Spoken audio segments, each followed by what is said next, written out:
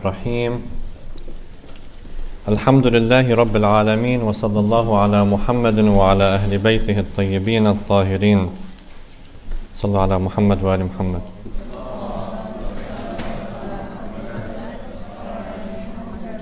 Assalamu alaikum wa rahmatullahi wa barakatuh, respected brothers and sisters.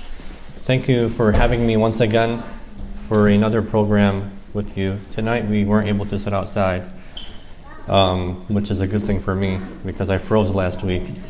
But it was entertaining, even though it was cold, it was very entertaining. So this is Michigan though, we can never predict the weather. I was asked to speak about a topic that's really intriguing, a topic that in certain cultures is more prevalent than other cultures, and the questions and mysteries behind it remain unanswered to many people. And what we're going to try doing this night is try to understand how the Quran and the Ahadith dealt with this topic and get an understanding of how we can better resolve certain problems or approaches that we have in our community and in our own lives. The title of the subject is, or the topic for tonight is, Understanding Jinn. And before beginning with the topic, we have to define what the Jinn is, right? Before discussing anything, what they say in logic is that you have to define the terms first. If you want to speak about any term, you want to speak about freedom, you want to speak about rights, you want to speak about happiness, joy, justice, any concept, any notion, you have to define it first before you go into discussing it. Because if you don't define it, you don't say what you mean by that term, then you could be speaking about something and the other person who's listening to you or discussing with you could be understanding or speaking about something else. So when I say that, I'm looking for happiness in life, my understanding of happiness could be very different from someone else's understanding of happiness. So the question is, what kind of happiness are you looking for? Or define happiness. And that's what Aristotle did. As a logician, as a philosopher, he said that we have to define terms before we discuss anything. And it seems to be something self-evident, but we don't tend to do it. A lot of times, a lot of debates occur, and the two people don't understand each other. They're talking about different things. So beginning with the definition of jinn. Now the word jinn is not an English word. It's a word that comes from Arabic. And in Arabic, the words have roots. So you have root words, and then from those root words, you derive all the other words from it. So the root words are usually 3 letters, and the word jinn comes from the letters jim, nun, and nun. Ja, na, this is how you pronounce them. And the root usually has a meaning, and that meaning is related to everything that's derived from that root. So we have, for example, a word called al-janan. The Quran speaks about al-janan. It talks about al-jannah, it talks about al-jinn and al-jan. These are all derived from the same root. The meaning of the root is something hidden, something concealed, something that we cannot perceive or see. This is what that's referring to. So if you say, for example, Jannah al-layl, that the night and the verb Jannah, meaning that the darkness of the night came, where everything becomes hidden and concealed and we can't see it anymore. So you have that meaning derived from concealment, from hidden, from something being hidden, something that we cannot perceive or see, or something that's completely blocked from our, not completely, but almost completely blocked from our senses. And the word jinn is derived from that. So when we say jinn, or we talk about jinn, we're speaking about something that is hidden, something that is concealed, something that we cannot see, maybe, or we cannot feel, something that's far away from us. So that's the definition linguistically. Now, if we come to the word itself in our understanding, the jinns are creatures that seem to exist alongside the human beings. And for the longest time, at least in the Eastern world, more than the Western one, these creatures are said to have interacted with human beings. Now, whether that's true or not true, we're going to see that in a little bit. Ahsantum. Thank you. So, Sallu ala Muhammad wa ala Muhammad.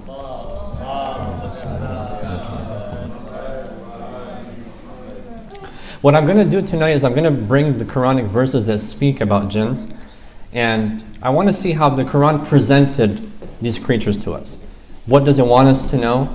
What does it tell us about them? And how we can build an understanding of these creatures, a correct understanding at least, and remove certain misconceptions that we have.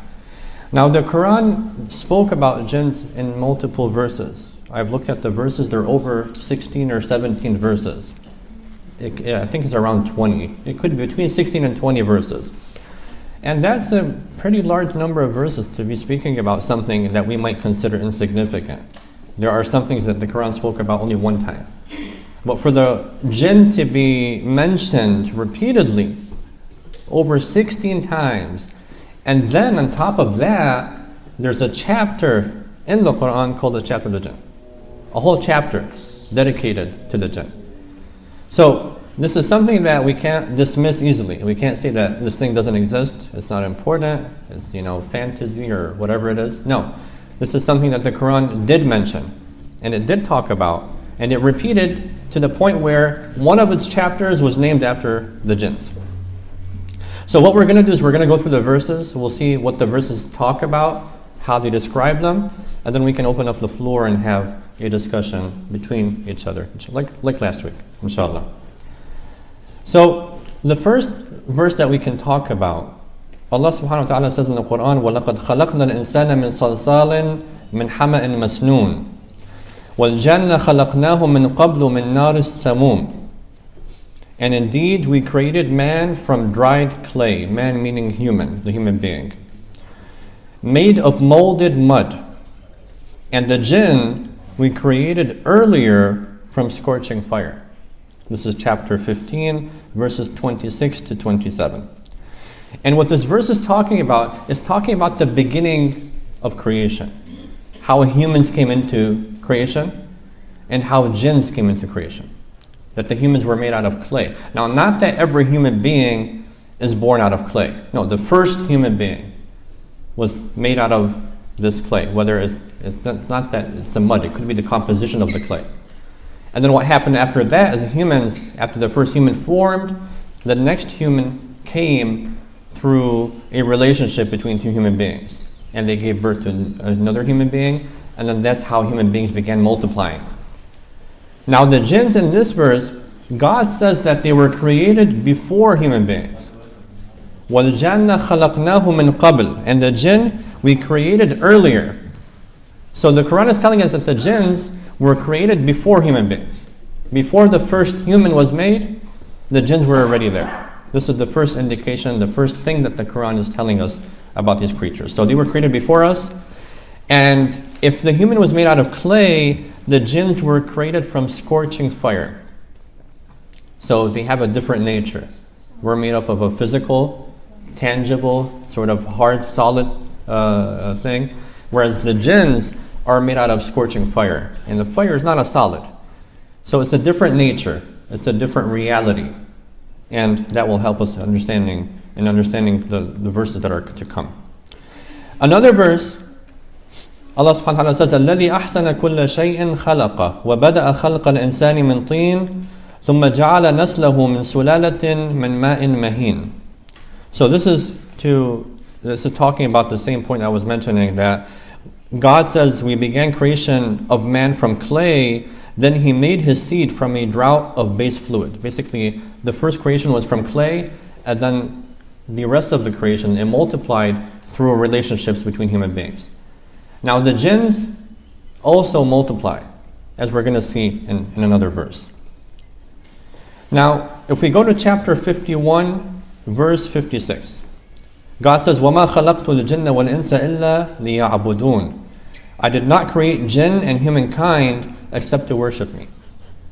So we understand from this verse that just like human beings are to worship God, which means they're responsible creatures, they have rules they have to follow, and they will be taken accountable for following those rules or not following them, the jinn also share that with the human beings. So one thing that's shared between the humans and the jinns is that they're both accountable before God. They both have to worship God. And when you say that someone worships God, the scholars say that in order to be given a responsibility of worshiping, there has to be a number of different conditions available in that individual for them to be taken responsible. First of all, you have to have intellect, right? You can't ask an insane person or someone who doesn't have a brain to do something and then take them responsible for it. So you have to have intellect. You have to have understanding. And once we know that jinns are asked to worship God, we know that they have understanding then. The second thing you have to have is you have to have willpower to make decisions. A creature without willpower, you cannot ask that creature to do something because they don't have the will to do it. And you can't ask them not to do something because they don't have the will to not do it. So they have intellect, they think, they understand, they comprehend, and they have willpower. They're able to do things. They make decisions. I think something is good. I have a willpower. I want to do that thing. So that's the second thing that they have. And then we can conclude this from the verse that talks about them worshiping God. Another verse. وَكَذَلِكَ جَعَلْنَا لِكُلِّ نَبِيٍّ عَدُوًّا شَيَاطِينَ الْإِنسِ وَالْجِنِّ يُوحِي بَعْضُهُمْ إِلَى بَعْضٍ زُخْرُفَ الْقَوْلِ غُرُورًا وَلَوْ شَاءَ رَبُّكَ مَا فَعَلُوهُ فَذَرْهُمْ وَمَا يَفْتَرُونَ. God says, thus we have made for every prophet an enemy, Satans from among humankind and jinn, who inspire each other with flowery discourse in order to deceive. Had your Lord willed, they would not have done so. So leave them in that which they fabricate. In this verse we see that these jinns, just like human beings, become enemies of the prophets. They engage in a battle. So basically they're entering the realm of the human beings because the prophets that God sent were human prophets. And when God says that He made for every prophet an enemy, Satan's from among humankind and jinn, it means that the jinn interfere sometimes. Sometimes they get involved as enemies of the prophets. Just like humans become enemies of the prophets, the jinns can also become enemies of the prophets. So we understand from this as well that they know about prophecy. Another verse. وَجَعَلُوا لِلَّهِ شُرَكَاءَ الْجِنَّ وَخَلَقَهُمْ وَخَرَقُوا لَهُ بَنِينَ وَبَنَاتٍ بِغَيْرِ عِلْمٍ سُبْحَانَهُ وَتَعَالَى عَمَّا يَصِفُونَ. They make the jinn partners unto God, though He created them, and falsely attribute sons and daughters to Him without any knowledge. Glory be to Him, exalted is He above that which they describe. So we have people throughout the ages who took jinns and made them into deities. Now, how did they make these jinns into deities? Is it because they interacted with them? Did they see creatures that are maybe spiritual creatures, they're not physical, and they thought that this is something that we can worship or we should be worshiping? It could be hinting to something like that. And if you look at, a lot of the old nations, like, the Aztecs and, even the ancient Egyptians, some people try to interpret or, their hieroglyphics, their symbolism, as them connecting with otherworldly creatures. They draw creatures that don't look like human beings, and they don't look like anything that we've seen. So some people are trying to say that those people had contact, had some sort of visions or some sort of relationship with creatures that were not humans, and these might be jinns, they might be other creatures that are non-human. Another verse. يا معشر الجن والإنس ألم يأتكم رسل منكم يقصون عليكم آياتي وينذرونكم لقاء يومكم هذا قالوا شهدنا على أنفسنا وغرتهم الحياة الدنيا وشهدوا على أنفسهم أنهم كانوا كافرين. God is talking and addressing, He says, O company of jinn and human beings. And so God is speaking to them in the Quran. Why would God address the jinns in the Quran? This tells us that the Quran was not only revealed for human beings, because there are some other people that are addressed in this Quran. When God says, O company of jinn and human beings, did not messengers come unto you from among yourselves, recounting unto you my signs, and warning you of the meeting with this your day? So God is saying, did I not send prophets to you, O jinns and human beings, reminding you about this day? This is on the day of judgment, that this day was going to come. They will say, we bear witness against ourselves. So they'll reply, the humans and the jinns. The life of this world deluded them, and they bear witness against themselves that they were disbelievers. So we have believing jinns, and we have disbelieving jinns. We have jinns that commit sins, and jinns that perform worship. And the Quran is addressing them here. If it didn't care about these creatures, why would it talk to them in the Quran? Why would Gabriel come and tell the Prophet, say so-and-so to the jinn? So there's some sort of reason why the Prophet was asked to speak to them. In another verse, I'm going to cut down on the Arabic because it might take too long reciting the Arabic and the English. I'll only recite the short ones. The long ones, I'll only do the English. God says, and remember when we made a group of jinn incline unto you, listening to the Quran, when in its presence they said, hearken. Then when it came to an end, they went back to their people as warners. So God is telling the Prophet that when you were reciting the Quran, or when the Quran was recited, these jinns were listening to the Quran. And when they heard it, they believed in it. And then they went back to their people as warners. They went back to other jinns, and they told them that we heard so-and-so from a prophet called the Quran, or we heard so-and-so from an individual called Muhammad, and he was saying so-and-so. So they were listening, they were hearing, they were addressed by the Quran as well, and they heard what the Quran was saying, and they went back and they told their people. Another verse. God says, this is chapter 6, verse 128. On the day when he shall gather them all together, he, God, shall say, O company of jinn, many among humankind have you claimed, and their friends among humankind will say, O Lord, we have profited from each other, but now we have reached our term, which you have appointed for us. So God is talking to the jinn again. He's addressing them. He's telling them that you have misguided some of the human beings. You know, the previous verses, one of them says that the Satans come from human beings and come from jinns as well. So you have a jinn who can be shaitan, and you have a human being who can be shaitan as well. So this is God here speaking to the jinns on the day of judgment, telling them you've misguided so many of the human beings. Another verse talks about them going into hellfire for doing wrong. Chapter 7, verse 38.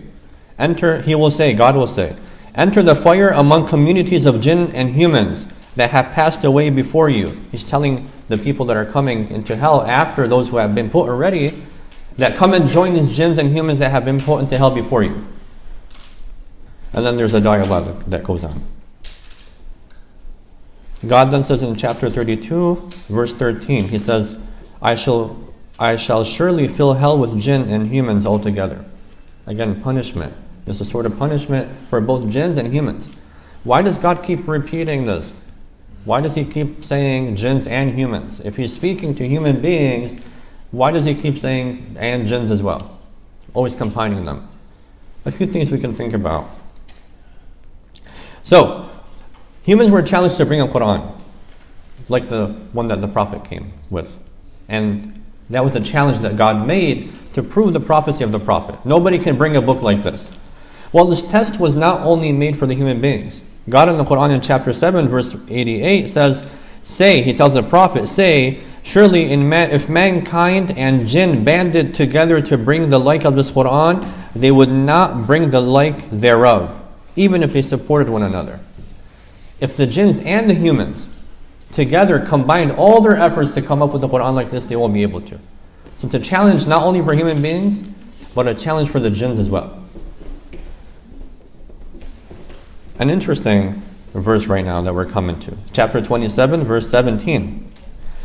God says, and gathered for Solomon, Prophet Solomon, were his hosts of jinn and human and birds, and they were marshaled in ordered ranks. وَحُشِرَ لِسُلَيْمَانَ جُنُودُهُ مِنَ الْجِنِّ وَالْإِنسِ وَالطَّيْرِ فَهُمْ يُوزَعُونَ. God says that he gathered for Solomon. You know, he had a kingdom, and he had servants, and he had all the creatures obeyed him, from the animal kingdom, from the human kingdom, and from the jinn kingdom. So God is saying here, Prophet Sulaiman alayhi salam had every one of these creatures working for him. The humans were assisting him, the animals, the birds, and the jinns were part of his kingdom and part of his servants. So he had communication with them. They were involved in completing certain tasks in that kingdom that the humans couldn't do and the animals couldn't do. In another verse, God says, "And unto Solomon the wind, whose morning course was a month and whose evening course was a month. And we caused a fount of molten copper to flow for him. And of the jinn, some worked before him by the leave of his Lord." God is saying some of the jinn worked for Sulaiman alayhi salam by the will of God. "And those of them that deviated from our command, we would cause them to taste the punishment of the blaze." So if the Prophet commanded the jinn to do something, that jinn had to obey. Otherwise, they would be punished. They would be committing a sin, going against the Prophet. So we have Nabi Sulaiman alayhi salam in his kingdom, and all these animals working for him, all these human beings obeying him, and all these jinns doing things. So what were the jinns doing? What was their jobs? What were their tasks? What could they do that humans can't do? What could they do that animals can't do? Pretty interesting question, I think. Now, in another verse, God tells us a little bit of their special powers, a little bit of their ability and strength. In chapter 27, verse 39, God says, and an Afrit. Afrit is a type of jinn. And there's no equivalent in English, so we're going to keep it as Afrit, just like we have the word jinn kept as it is. He said, "I will bring it to thee," bring a whole kingdom, "to thee before you rise from your place. Truly I have the strength for it, and I am trustworthy." Long story, there was a challenge.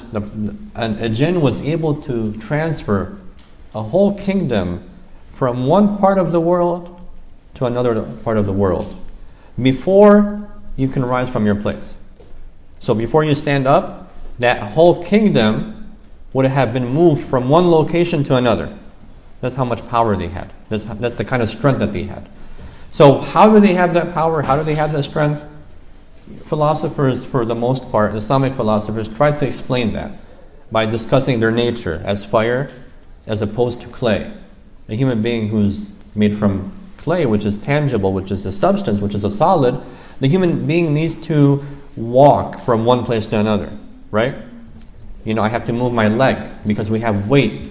We have, the body that we're living in doesn't allow us to fly from one place to another. But jinns being from another material, from another substance, like a fire substance, like a spiritual substance, they're able to transport from one place to another without having to be limited by their legs and their physical limitations. Another verse says that some of the jinns were worshipped. And another verse says that some people have made a kinship between God and the jinn. So وَجَعَلُوا بَيْنَهُ وَبَيْنَ الْجِنَّةِ نَسَبًا. It says that God was related to the jinn, or the jinns were related to God, either that they were his sons or daughters, or some sort of kinship. So some people believe that in the past. That's what the Quran is telling us. When God talks about the maidens in heaven, he describes them by saying, "Therein are maidens of modest gaze, whom neither man or jinn has ever touched." So no human has touched those jinns. So basically, they are pure in heaven, which tells us that there's a type of relationship that the jinns have with one another, and that's how they multiply in number. Iblis, the shaitan, was described in the Quran to be as one of the jinns. So he was part of the jinn creatures. In the Quran, God says very clearly that he was of the jinn and he deviated from the command of his Lord. Chapter 8, verse 50. So Iblis was part of the jinn, one of the jinn Satans, or the head of the jinn Satans. And then I'm going to conclude with the chapter which talks about the jinns. And I'm going to try not to recite the whole thing, but it's quite interesting.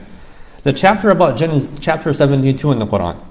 God begins by saying, Bismillah ar-Rahman ar-Rahim, and he told the Prophet to say to people, "Say," he commanded him, "it was revealed unto me that a group of jinn listened and said, truly we heard a wondrous Quran."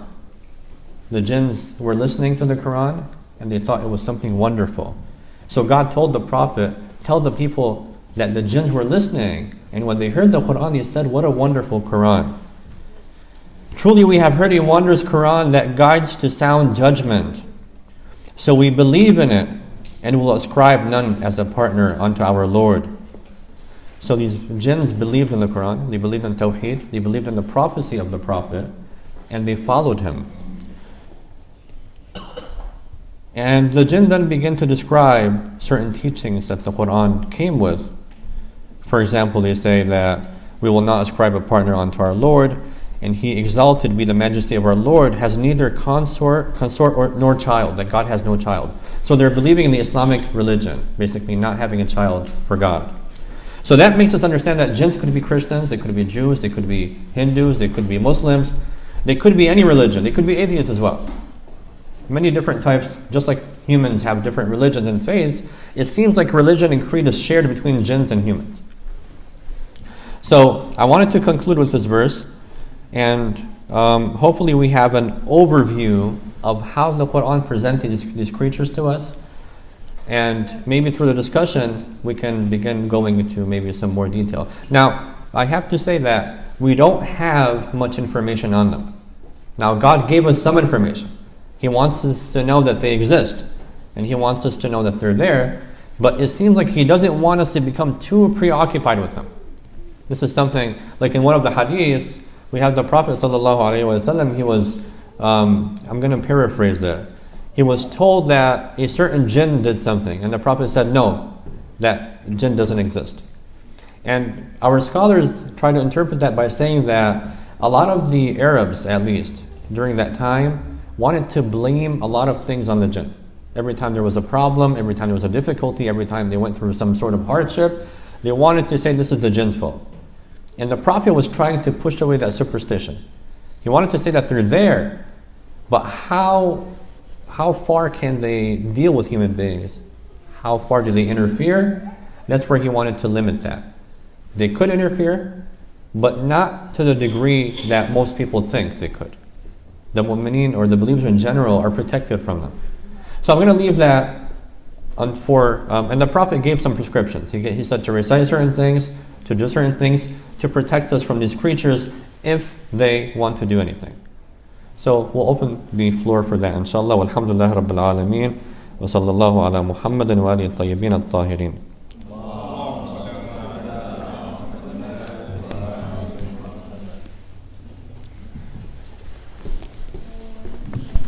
So if you have anything you want to add, you want to say a story, an encounter with a genie, you can say it. You have an encounter? No. Oh. I was going to suggest that we all get Ouija boards tonight. After the lecture, we can have a little experiment to see if it works or not. Sorry, go ahead. So growing up, I never really, learned that a jinn that believed in the Quran, and some of them believed in God and were against Islam, or what with Islamic beliefs or whatever. I always learned that they were bad and that they'll try to get into your head, almost a lot like the shaitan. Mm-hmm. I also have, there's a controversial idea within our culture, more so than not in Islam, that a jinn can possess or can do so and so to create you to go far away from Islam, or you come into your body. So I just wanted to get your input on that and your thoughts on that, and whether or not that is true, or how that can even happen. I was also told by someone that the people closest to religion and closest to God will interact with the jinn more. And so I don't know the stance on that, and I just wanted to get your input. Okay, well, thank you for that. All right, so there were three questions, right? First of all, you were speaking about jinns being completely evil, no good jinns. That's how you were told from when you were younger and what you understood of them. Okay, so let's start with that. So the Quran is very clear that they're not like that. And yes, that's true. Culturally, there's a lot of negativity associated with the jinns. They're always, casted as evil creatures. They come, and if you look at, the stories that you hear usually from other people, it's usually a bad story, a negative one, an evil one. So the jinns, destroyed my life, they did this, they're harming me, but they never talk about any good jinn or any good thing that the jinn did. For example, serving the Prophet Sulaiman. They were helping him, they were assisting him, And obviously, if they did that to Nabi Sulaiman alayhi salam, they must have done that to other prophets as well. And they could be doing that to certain believers as well, without us knowing. So sometimes, maybe a jinn, and I'm just giving a possibility here, I don't have any concrete evidence for this, but we can, suppose that if a believer is going to be harmed and that jinn is able to see that harm, he might protect him. Or she might protect him. So that's possible. So the jinns could go either way. Either they could harm or they could be, good creatures. That's the first part. The second part was related to, can you remind me? Yeah, like possession stuff. Possession, okay. So can we be possessed by jinns? Is that possible? Would we like to be possessed by jinns? That's another question. Some people would probably want to be possessed, no? I mean, some people get involved with things that try to bring that jinn to themselves. A lot of our scholars say that it's not possible. And the reason why I say it's not possible, possession itself is not possible, is because we're made of two different natures. There cannot be a possibility for something made out of a different substance to go into the substance of the human being. So they say if there's something that will affect another or possess something else to go into something else, they have to have a common substance.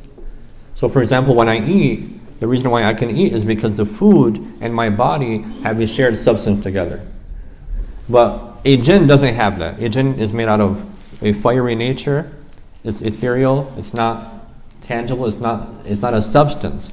So it cannot enter a human body. It's not possible for it. Now, what can it do? Well, the human being has a spirit, has a soul.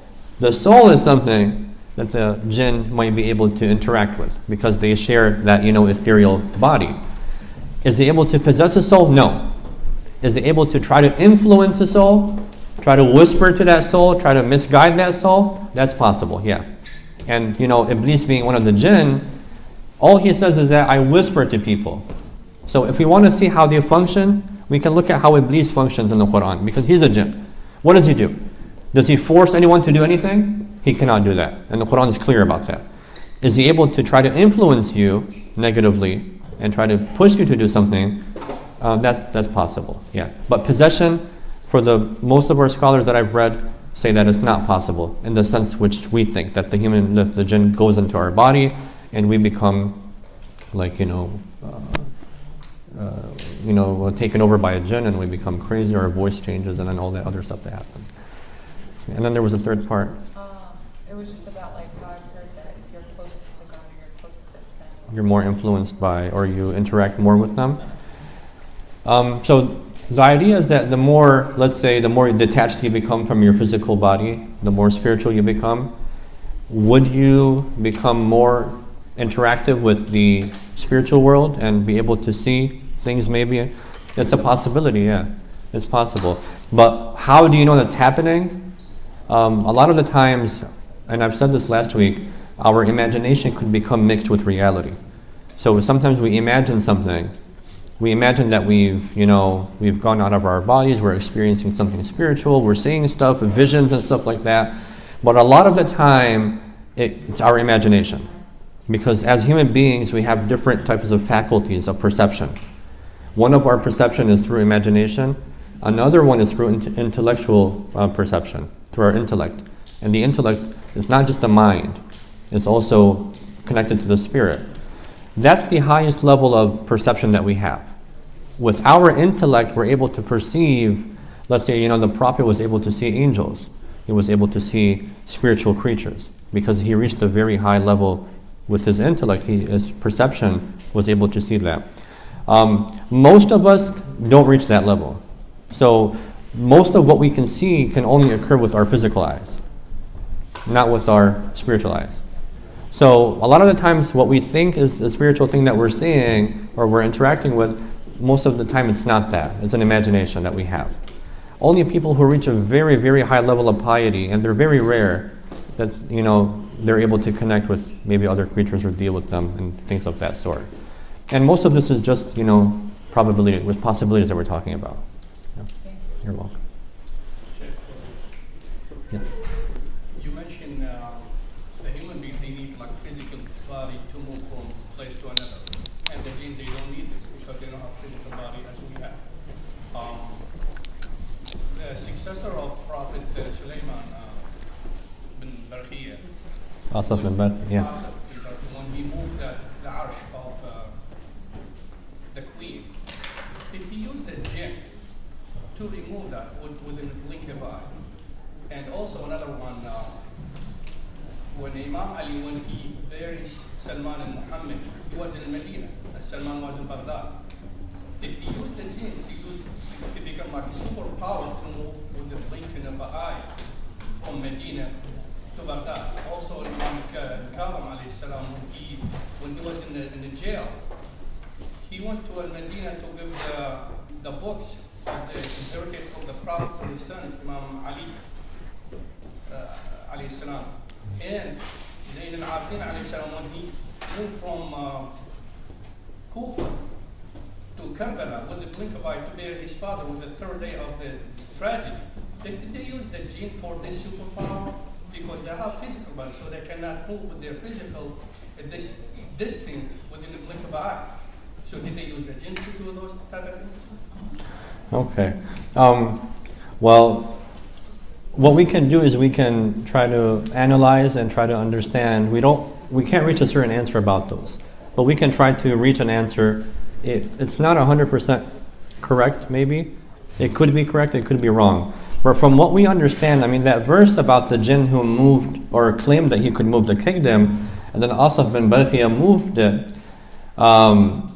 within a blink of an eye. Now, what the jinn was saying he could do wasn't a blink of an eye. The jinn said, before you stand up from your place, before you stand up, I have moved it. Now, there's something that tells us that there's power beyond the power of the jinn. If the jinn needed that much time to move the kingdom, there's another power that could move that kingdom within a blink of an eye, faster. So that tells us that he didn't use jinns to move that. He used some sort of divine power, divine assistance. He altered something in existence in order to have moved that. Same thing goes for Imam alayhi salam, crossing distances, what the mystics call tayyul ard. Tayyul ard. Basically what happened with tayyul ard means is when the ground folds beneath you. Now this is all, language that the mystics use. They reach a certain level of, spiritual abilities. Again, we're not speaking here with certainty about anything. We're just saying what these scholars have said, and it could be true, it could be not true. But for example, Allama Tabtabai, the author of Al-Mizan Tafsir, he was asked about Tayyul. He was asked, is it that, how does a person, teleportation in another sense? Humans have always wanted to teleport. Mystics say that is possible. That is something that you can do. If you strengthen your soul to a certain degree, then you're able to transport with your soul and not with your physical body. Now, how does that happen? Allama Tabtabai was asked. Is it that the body, becomes non-existent, then existent, then non-existent, non-existent, and so on and so forth so quickly that you teleport? Or does the ground physically become folded under your feet? Because Tayyul Ard is like the ground becomes folded under you. You cross far distances in a very short period of time. Now the Imams were, it was said that they had this ability, that they were able to move from one place to another with that. They didn't use it much, only when they had to. But it doesn't seem like that has anything to do with jinns. It was more of a spiritual capability that the human being has, not directly involving the jinn itself. There is a book they mentioned that's they call Tayyul. It's a book, it's very expensive. And you have to do certain things to become to that level that you can move from place to another within existing, not within just spirit. As a physical body, you can move. Yeah. But is this how related, something related to the witchcraft or to the jinn? Or to become close to Allah, become not ma'soom, infallible, but close to it, or you can have that kind of superpower? If you have that power, it doesn't necessarily mean you're close to God. You could be someone who worked on your spirit, your spiritual side. There are spiritual exercises that you can do that strengthen your spirit, strengthen your, if you meditate, that's one of the exercises. You can strengthen your, mental capabilities and your spiritual capabilities through meditating. You can do it without believing in God. Just like you can work out at the gym, build muscles, or exercise, or go, to the gymnastics, strengthen your body, even if you're an atheist. You can also strengthen your soul, even if you're an atheist. It doesn't have anything to do with believing in God. Now, what a mu'min, what a Muslim should do is, whatever that Muslim does, whether it's spiritual exercises or physical exercises, the objective should be to get nearer to Allah subhanahu wa ta'ala. Because that's what would make that action worth anything. Otherwise, if you go to the gym, for example, and you just work out, or you only exercise without involving God in your movement, then the only reward and benefit you're going to get from that is whatever you get from it. So let's say you work out, you build muscles, that's the benefit you get. But if you involve God in it, then that will make you spiritually progress towards God. It will get you closer to Him. Similarly, spiritual exercises are the same thing. You could pray, but your prayer could be pushing you away from God if you're doing that prayer because you want to show off in front of people. So spiritual exercises such as prayer, meditating, doing a lot of things, they could strengthen that soul, but they don't necessarily move you towards God unless your intention behind them is a pure intention. Go ahead, say. Sheikh Aziz, I have a quick question. So black magic, I've heard that black magic is the use of the knowledge of using the jinn to get what you want. Does black magic have anything to do with the jinns, or is that a separate discipline? Well, when it comes to, jinns and magic and whether magic truly exists or doesn't exist, there's a lot of different opinions on this matter. It's not a resolved issue. Some people say that it does exist. Some people try to magnify it. And a lot of other scholars say that, they try to diminish this effect. And, they try to say that black magic is more of a psychological effect on the person than it is, let's say, an existential effect. Now, does it involve jinns, to separate? Well, the shaitan always gets involved in relationships, right? The shaitan, for example, if you have a dispute with your wife, or a wife has a dispute with her husband, and, anger comes in, the shaitan could come and whisper to that individual, increase your anger, say this or say that. It won't force the person, but that whisper is there. Now that kind of interference is there. And that could cause, for example, separation between individuals, fights between friends. That kind of whispering does exist. Now you want to call it magic or non-magic, that's, something I think that we don't really have any concrete evidence telling us what this is. I mean, I've read scholars who completely deny the existence of any type of magic. And I've read some that say, no, there is some, that people could do. If you go to Africa, for example, I have a lot of African friends in Iran. They were studying, and they are really into that stuff. The stories that they say, I haven't seen any of them, but they say crazy stories. Are they real? I have no idea. I've never seen them myself. But there are people, on both sides. Yeah, thank you. Jeff, if you don't mind a quick follow-up question. Yeah. You were mentioning the incident in the Quran between Prophet Solomon and the Ifrit and the jinn, right? So I've heard that the mainstream interpretation is that the jinn, he wanted to bring a throne in front of Solomon. Is there another interpretation that he brought a whole kingdom to Solomon? If you want to call it a throne or a kingdom, it's basically interchangeable, yeah, in that sense, yeah. But what's interesting is that I've seen one scholar. Now, again, all of this is just possibilities, but it's kind of interesting. He said that he was suggesting that the pyramids in Egypt, for example, were built by jinns. That was his suggestion. And because, nobody knows how they were built, until now, as human beings, we still don't know how the pyramids of Egypt were built. He was suggesting that the ancient Egyptians had contact, the pharaohs.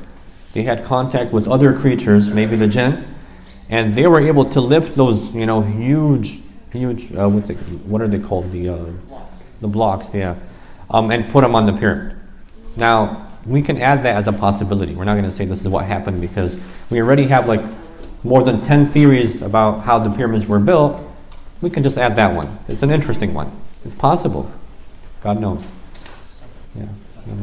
Something.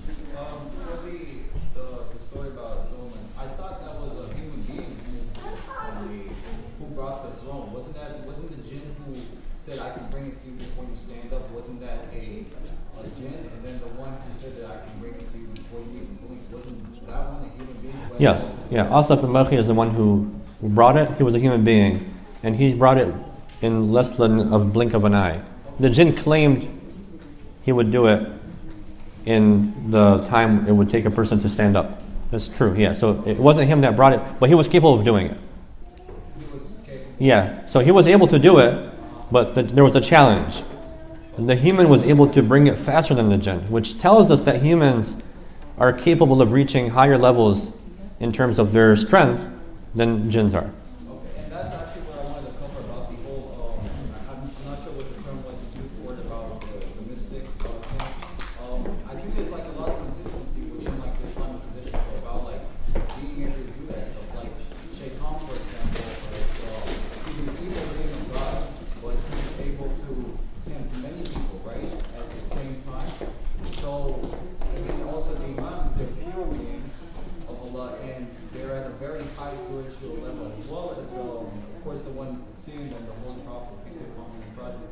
So, if Shaitan is able to do that, and even though he is a jinn, but if somebody who has more knowledge and more piety and close to Allah, I would assume that just because they're different beings doesn't mean that. I think common sense would say that, Islamically speaking, it shouldn't be hard to believe that a human being is able to be at many places at the same time and be able to do that which Shaitan doesn't exceed at the human. Yeah, I think that's a fair analogy. I think it is. I mean, if human beings, we have a spirit inside of us, we have a soul, so it's non-material. And in jinns, for example, they say if you want to call them, the moment you call their name, they know they're called, wherever they are in the world. Because they don't hear through the physical ears. Another limitation that we have as human beings, having this body, is that if you want to hear something, we have to hear it through the physical ear. Now, when you communicate with non-physical beings, like non-human beings, they're able to know you're communicating with them wherever they are, because they don't need sound waves. As soon as because they, when you feel something, when you say you want to call someone, it's not only a sound that's coming out. There's a certain sensation inside of you that's coming out with that sound. There's a feeling. When I call somebody, it's not just that I'm making a sound. Inside of me, I want to call that person. That sensation kind of gives a message. The spirit demands that thing. And because the spirit is in that non-physical world, and the jinns are in the non-physical world, the jinns are able to perceive that. So when you feel you're calling one of them, they immediately know, no matter where they are. And similarly, a lot of people, this happens to us, and I'm sure it happened to every single person in this room. Sometimes you think about someone, and you call them, and they say, I was just about to call you, or I was just thinking of you right now. It happens so many times. And our explanation is that because, we can communicate spiritually, not just physically. If you feel something strong enough, you're able to send that message or that sensation to another individual and communicate with them. So jinns have that kind of perception as well. So yes, if human beings advance and they're able to spiritually progress, then they would have that ability to move around or perceive things with their soul. Yeah. Can I actually ask about that? Because that's happened a lot of times within the last year. And a lot of times when somebody's texting me, and I've been thinking about them maybe the last 2 or 3 days before that. It's happened countless times. Maybe not the last year, but maybe the last 2 years. So is that actually like something in Islamically speaking? Yeah, the spirits, they connect with each other. Okay. And sometimes you have a stronger spiritual relationship with an individual than another one. So the more intense that relationship is, or the more intense the feeling of wanting to know that person or talk to that person or communicate with that person is, the stronger they're able to perceive it. Okay. So That's very interesting. Thank you for clearing all that. you're welcome.